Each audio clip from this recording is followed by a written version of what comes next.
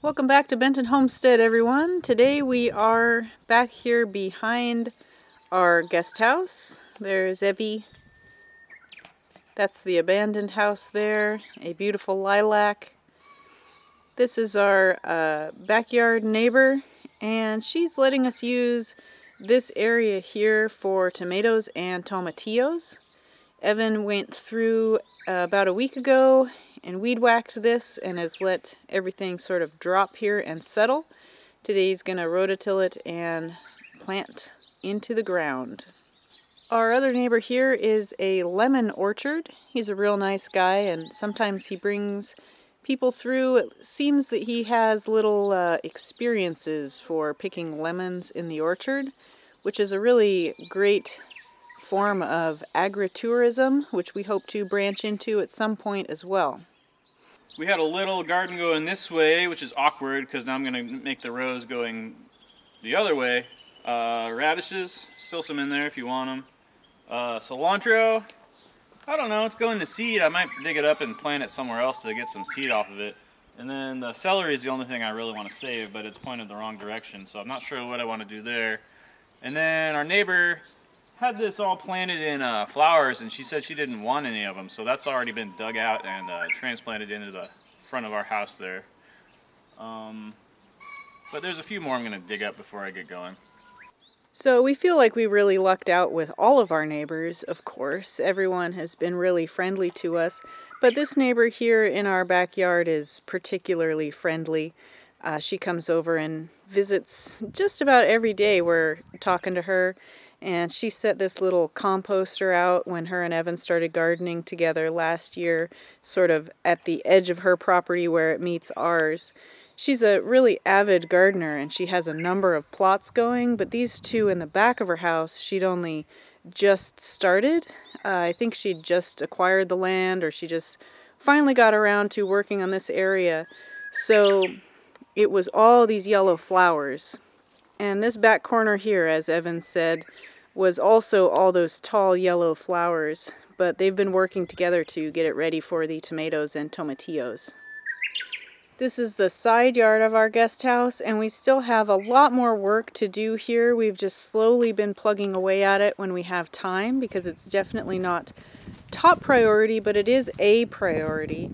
We would like eventually to have a little sitting area out here, some sort of cook stove, a little patio, something that would benefit both the guests at our guest house and also the potential future roadside farm stand that we hope to have in our garage. I painted this with the black lacquer that is used for the edge of the sliding shoji screens, that nice shiny black paint that goes on, super black. And the piece of wood is reused lumber from the guest house here. This is one of the pieces of wood that was a little too thin to put the new tatami on, so we replaced a few slats of wood. If you recall that video, this is one of the boards that we removed, and I just love how it looks as our little sign. So this side yard is mostly shady, but Evie is thinking of planting a couple rows of cut flowers here that we can sell at the Michinoeki Farmers Market. So we're just trying to utilize all the land that we have, especially the land that's closest to our house, anything that's going to beautify the neighborhood as well as be easy for us to work. Now this garage and this triangle land here, I'll talk about more in a video coming up soon. I've already shared before that this is not our property, but we have permission from the owner to garden here, as well as he said we could clean up or use anything in this shed that we might find useful. So I'll have a video coming up soon about just being neighborly and helping out in rural Japan. So one thing we've been doing is cleaning out this shed for the neighbor who lives quite a distance from here. And in exchange for that, we've got this triangle garden. This is our white corn that we brought from Oaxaca. This is the second season that I'm growing it, and I've got about 100 square feet planted in this, hoping to expand next year. Unlike our other field where we're using cardboard sheet mulching, This field didn't work out too well because we didn't take into account the street dogs coming in and tearing it all up. So while Evan's rototilling, I'm going to spend the afternoon cleaning this space up and getting it prettier.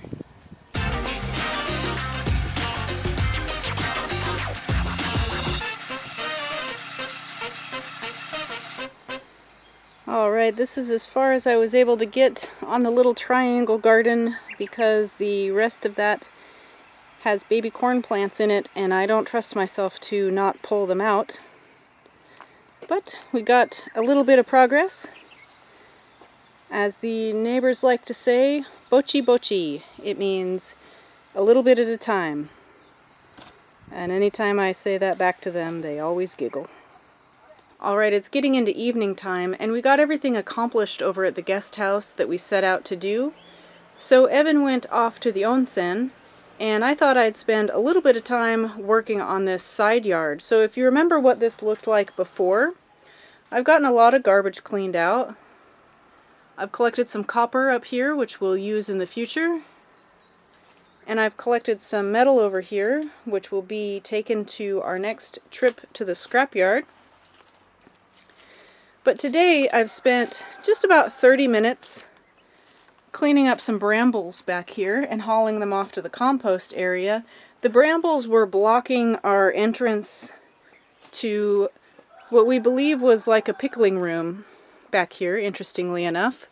Both houses had pickling areas. So now we can sort of get our first look into there. And of course that will be a future project. As with everything right now in our lives, if it doesn't have to do with getting the honeybee yard ready or getting our main vegetable field ready for veggie production, which we'll sell at the Michinoeki farmers markets, those two things are our top priority. So anything besides that is just really low on the list. But this was just 30 minutes, and obviously it's not complete, but every little bit helps. I think I'll finish off the night by breaking down this old sail, some sort of mast or sail or something to do with boating. It's really neatly wrapped rope with metal pulleys and some deteriorating fabric. Alright folks, another day here. We are at Honeybee Apiary number 1, and this right here is an officially abandoned citrus grove. The nice couple that we are leasing the property from for the Honeybee Apiary said that no one is using this citrus orchard, and as you can see, it's being overgrown with bamboo. They may not look very thick now, but I guarantee you it will not be long before all of these citrus trees are completely overtaken by the bamboo. So don't get me wrong, I don't think that our small amount of bamboo harvesting is really going to make a dent in saving this citrus orchard yet. Perhaps we'll be able to do something here in the future. But for now, these will be our tomato and tomatillo trellises. Evan's been harvesting these from out of the citrus grove and on the hill above and bringing them down, where we just strip the leaves and cut them to size. So I don't know about your experience, but I do remember spending a little bit of a premium in the US to be able to build things with bamboo. And here it is just growing wild. We've got bamboo forests all over the island, and in this instance, these people are very happy for us to come harvest. They do harvest it themselves for also similar garden construction projects, but we're going to be using quite a bit, and they're happy to have it thinned out. If I haven't made it clear enough by this point, that means all of our tomato and tomatillo trellises are going to be free, except for the cost of twine to tie them together. Free if you don't count labor. So here we are at our bonus field again, right behind Benton Guesthouse, and Evan is just starting on our bamboo trellises for the tomatoes and tomatillos. And we just sort of have a loose design idea in place. We're just going to see how it goes and how sturdy it feels, and if we need to change anything along the way. We weren't making videos back in New Orleans, but I'll see if I can find some pictures and throw some up. We had some serious trellises in New Orleans for our cucumbers and beans that we made out of rebar. So these are going to be a little bit of a different design, but hey, we like the bamboo. Now we're here at another bamboo grove in the neighborhood. This is where we've been told is another place that we can harvest bamboo for free, and we are using this grove only for the crossbars of the trellises because they are much skinnier, which means they'll also be more lightweight. Bamboo, like any other plant, needs to be maintained, and since no one's coming in here and thinning out this stand, a lot of these stems are just rotting in place. We got some yucky slime mold. I think you mean cool slime mold. This is also the bamboo grove where Hime-sama, the street dog, moved her litter of 4 puppies last year. So picture me traipsing through this, squeezing through these bamboo poles to get to those puppies. I caught 2 of them out of the bamboo here. The other 2 we had to borrow a trap from the local rescue for. It's really interesting as we learn more and more of the history of our little island, Ōmishima. Looking at some of the old photos of the area in books and photo albums that we found in our abandoned house, the landscape here has changed over the years. It has evolved to where originally almost all of the hillsides were once perfectly terraced citrus orchards. By hillsides I mean mountains on the island. And then at some point, as the population changed and demographic changed, they let the mountains go back to being forests and bamboo, just like this one here.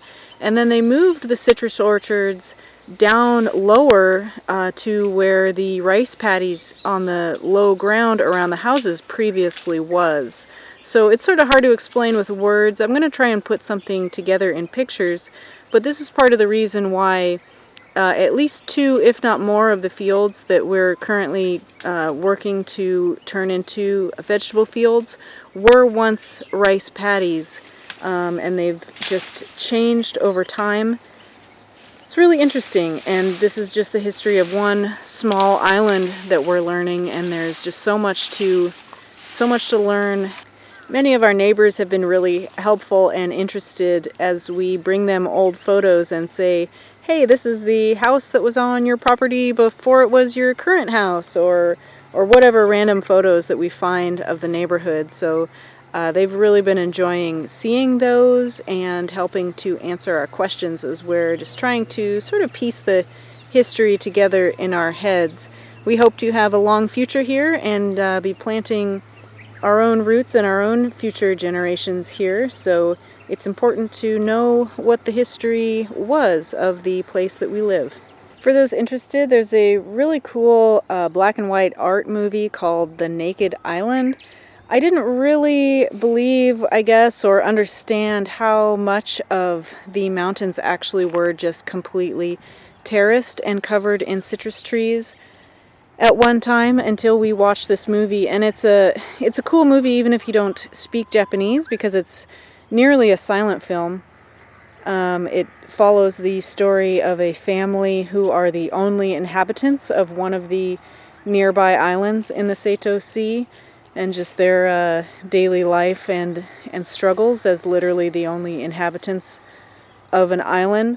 But the aerial shots from the movie show all of these islands, and it's just absolutely fascinating. I highly recommend that you check out The Naked Island, an old black and white Japanese art film.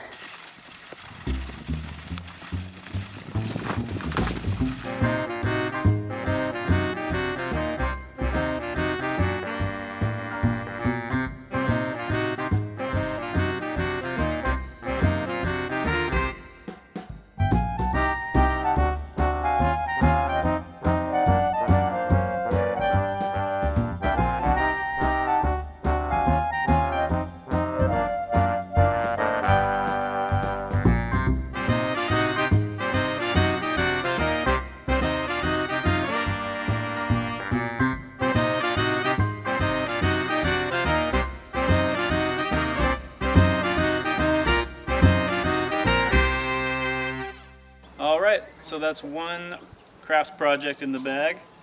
So I'm planting the 2 outside beds in tomatoes and the middle bed in tomatillos. Tomatillos are a little shorter, so I was planning on putting them on the south bed, but they had a lot of bugs come and eat them last year. So the plan is to put these 2 unfilled beds with pollinators that are going to attract beneficial insects, and hopefully that'll protect the little tomatillos a bit better. And then I'm not going to prune them too much. I'm just going to keep building up the horizontal bamboo and tie them as they get taller. So final thoughts on this project. It was a lot more work. It was a lot more work, especially than just pounding some T-posts into the ground. But it is pretty cool in a lot of ways. You know, specifically, like, we can reuse these poles at the end of their life and just turn them into compost. And a big theme for me is also just, it gives us a reason to go out into the woods and collect stuff and bring it back, because a big theme for me is that that's not being done. People aren't, you know, being stewards of the forest land. They're not thinking about anything besides just their own little plot here. So I want this to work. I want it to be economically viable, and I don't want it to be just a silly arts and crafts project, but we'll see how that goes. But thanks for watching, and join us next week when we build radios out of coconuts.